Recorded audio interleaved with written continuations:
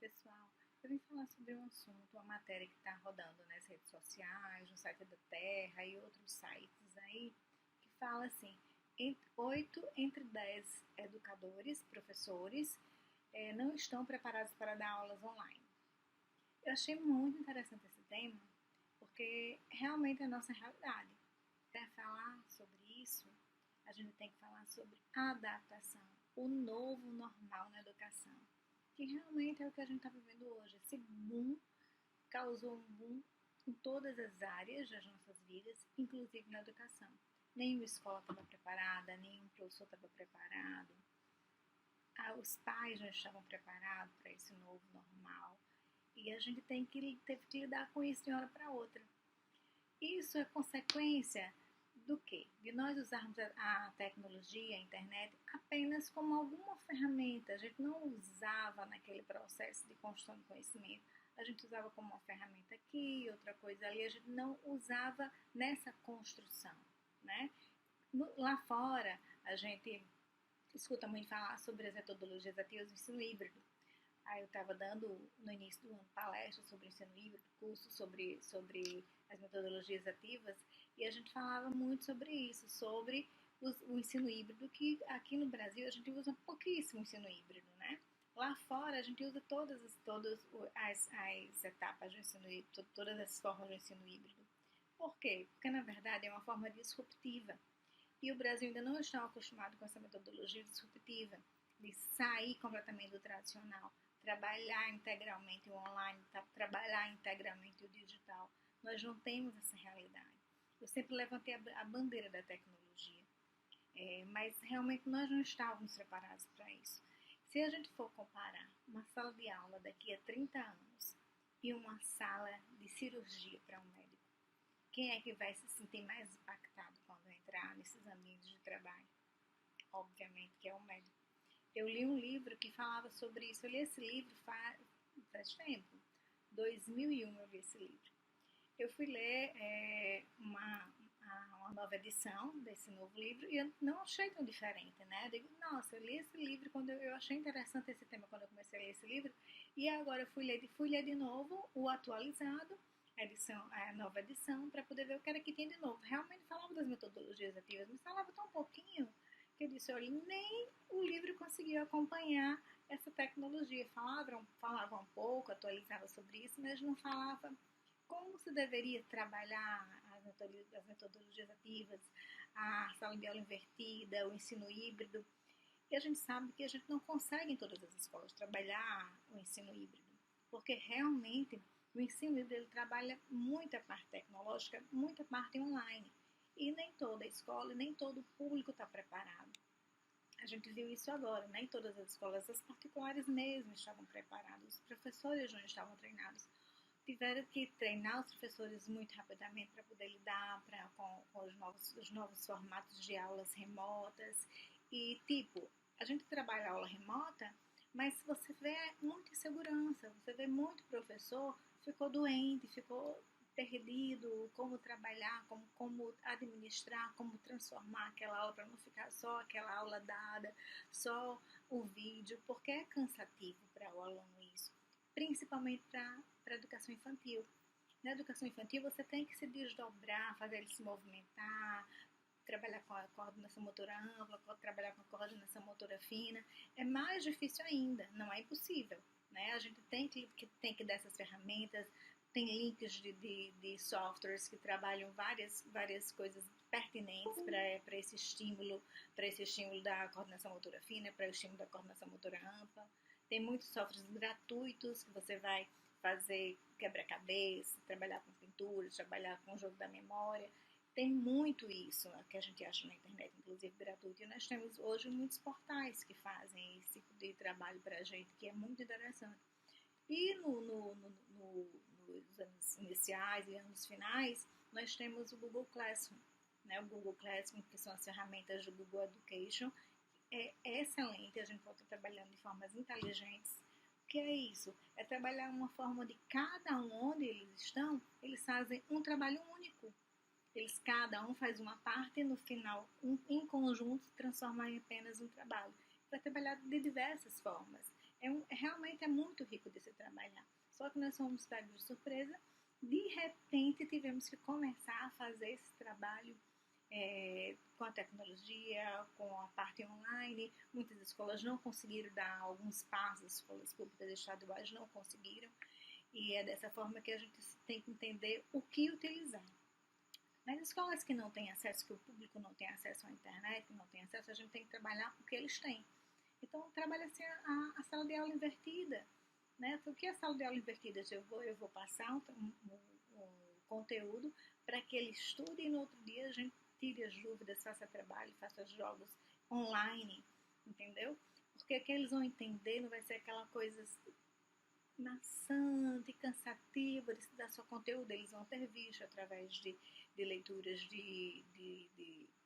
através de leituras impressas, através do próprio livro didático. Todo mundo tem WhatsApp. É muito difícil uma pessoa não ter WhatsApp, ou o pai ou a mãe ter. Então pode mandar um link de um vídeo feito do próprio professor com o próprio celular e manda a sua aula. Aulas curtinhas que vão fazer com que eles tenham estímulo e estude. A gente dá um tempo de 4 em 4 minutos para que eles não fiquem cansativos. Um link de uma aula no YouTube é muito interessante também para ajudar. Então as escolas que têm essa dificuldade podem trabalhar assim, passando esses links, passando dessa forma. Quem tem, vamos trabalhar com o Meet, vamos trabalhar com o Zoom, vamos trabalhar com as aulas remotas, né? E dentro dessas aulas trabalhar essas diversas formas. O que resta para a gente agora com essa nova realidade, com esse novo? Resta que nós nunca mais seremos o mesmo dos mesmos.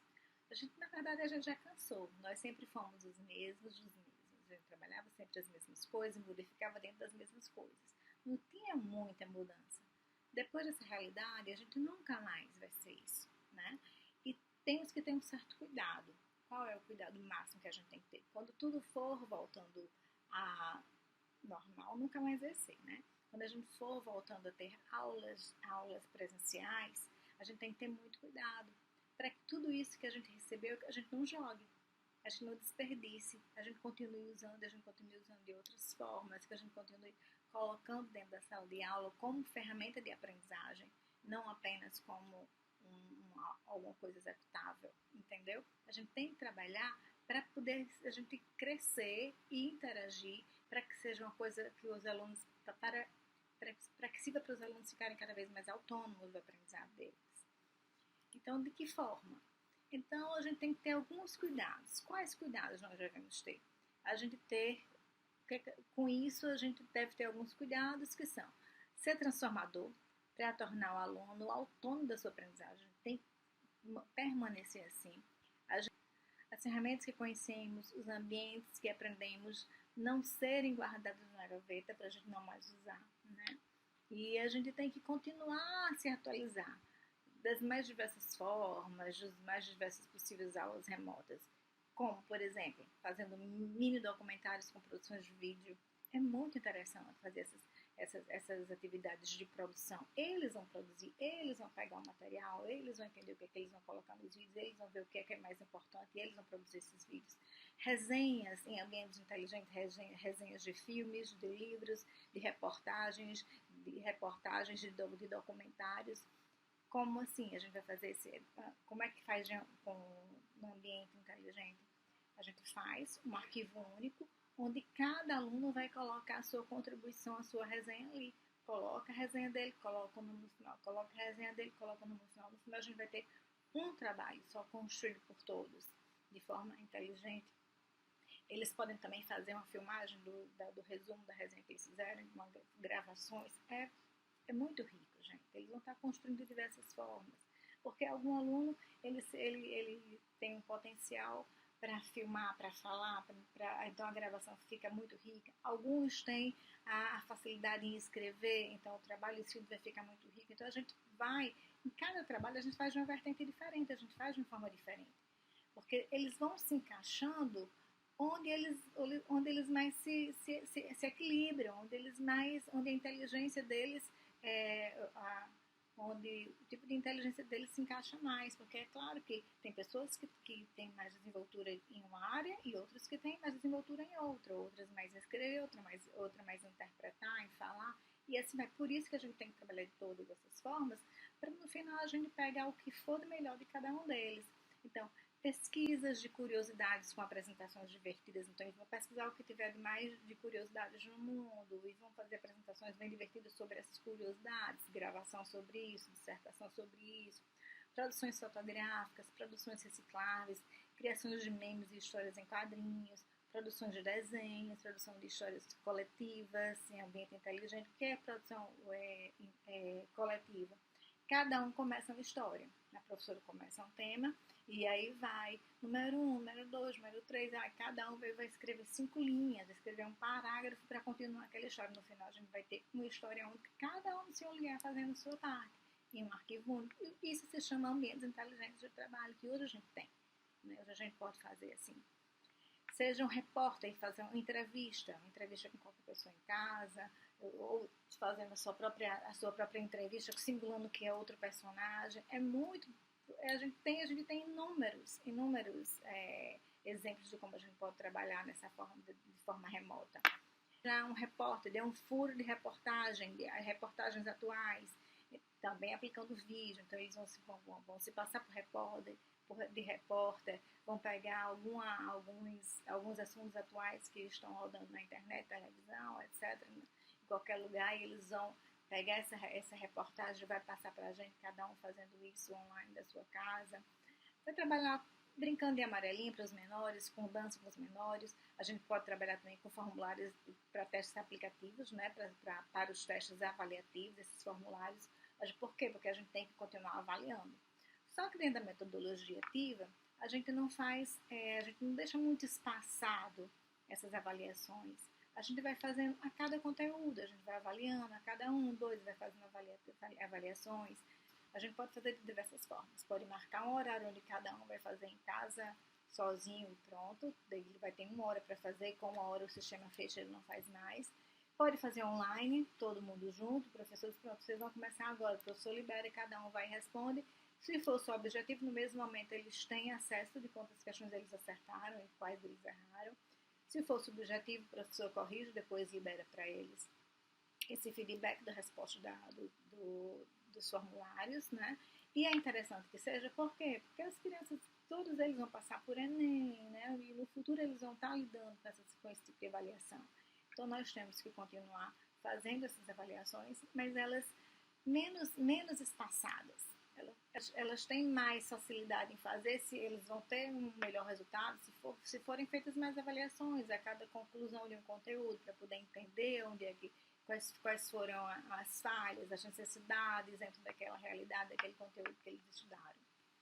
Então a gente pode observar como são grandes as possibilidades das aulas remotas, né? E essas construções irão fazer os alunos serem as peças principais da formação do seu aprendizado, que é isso que a metodologia ativa quer, que é isso que a gente quer com as aulas remotas, que é isso que a gente quer com as aulas online, que é isso que a gente quer com o uso da nossa tecnologia, né? Então, todas as atividades podem ser feitas online e trabalhadas em um ambiente inteligente, usando plataformas como Google Education e outras tantas plataformas, que muitas escolas trabalham com plataformas já adquiridas, né? Já tem parcerias com várias outras plataformas. Trabalhar com sala de aula invertida é muito interessante para aqueles que não têm esse acesso à tecnologia, e a gente tem que trabalhar dentro da realidade. Então, a gente tem que ter muita questão da empatia. Qual é a realidade dessa escola? Qual é a realidade do meu público? Dependendo dessa realidade, a gente vai trabalhando, certo? Então, na escola invertida, a gente trabalha, eu quero um texto, então eu vou passar um texto, vou dar o material para eles em casa estudarem, lerem, fazerem trabalho em cima disso. Eu vou no próprio livro didático, eles vão pegar esse livro didático, vão pegar esse capítulo, vão fazer uma resenha, vou fazer isso, aquilo dentro daquele material. Não, eu vou me filmar, vou fazer uma aula de 4 minutos, vou mandar pelo WhatsApp. Gente, é muito difícil hoje um aluno não ter WhatsApp. Então, no próprio WhatsApp, ele vai lá, pode ter acesso a esse vídeo de 4 minutos. Faz um link de alguma aula no YouTube que já tem disponível, que tem muitas aulas bacanas com professores bons no YouTube, e manda o link do YouTube pelo WhatsApp para quem tem acesso a essa ferramenta. É outra forma. Então, a gente tem que ver qual é a realidade, quais são as ferramentas que a gente pode trabalhar, as ferramentas dentro da nossa realidade, dentro da realidade daquele público que a gente está trabalhando. Por isso que a gente tem que entender muito sobre empatia. E agora, o que é que aconteceu? A gente teve que trabalhar de todas as formas, aí não tem para onde correr. Tivemos que trabalhar com aulas remotas, as escolas que não tiveram como, porque não tem essa realidade de tecnologia, nem de internet, nem de nada, parou no tempo, né? Algumas fizeram isso que eu estou dizendo, algumas usaram o WhatsApp para trabalhar e realmente não se deixou, né, parar, porque a gente sabe que é difícil, a gente sabe que é complicado, mas a gente não pode ficar colocando mais problemas em cima disso, a gente tem que tentar resolver, né? É muito importante ressaltar que a gente tem que trabalhar, acima de tudo, a empatia, né? Onde devemos entender que cada um tem sua realidade. E a gente tem que entender o outro. Claro que a gente tem que entender o outro, só que a gente tem que parar de colocar mais dificuldade dentro dessa realidade que a gente está vivendo. Nós temos que tentar arranjar um resultado, arranjar um jeito e continuar seguindo. A gente não pode parar nesse momento, a educação não pode parar. Infelizmente, a gente teve que chegou de uma vez, nós tivemos que embarcar rapidamente nessa realidade, onde muitos não estavam preparados, mas aconteceu. Então a gente tem que seguir em frente e não pode deixar tudo que a gente aprendeu até agora depois guardar numa gavetinha quando a gente começar com as aulas presenciais, porque a gente tem que entender que vai ser um novo momento. Nós não vamos voltar mais ao normal, é um novo normal. As dificuldades, se lembrem, sempre existirão, mas elas precisam ser enfrentadas e superadas. Que nos demos as mãos e sigamos juntos nesse novo normal que nos aguarda. Não tenho dúvidas que nós venceremos.